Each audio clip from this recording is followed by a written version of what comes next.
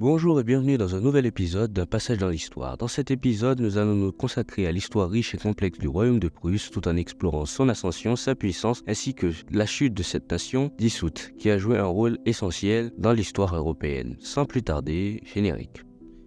Fondation du royaume de Prusse. L'histoire de la Prusse commence au XVIIIe siècle, lorsque les chevaliers teutoniques établissent un état monastique en Prusse. Ils avaient pour mission non seulement de sécuriser ces terres, mais aussi de convertir les païens prussiens au christianisme. Dans cet effort de colonisation et de christianisation, il a jeté les bases de la Prusse en tant qu'État, monté en puissance.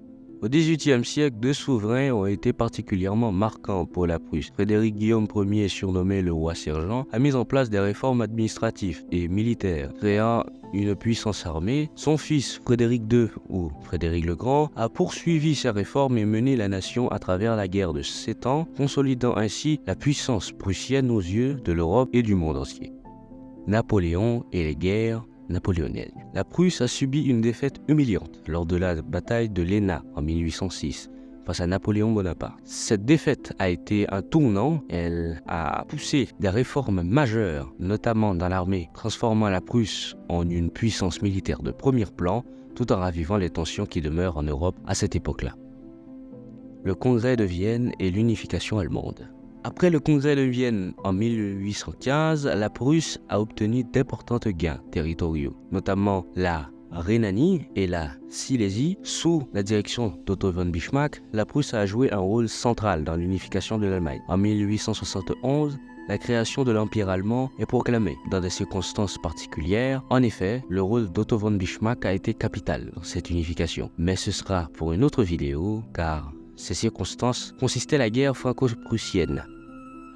Empire allemand et chute.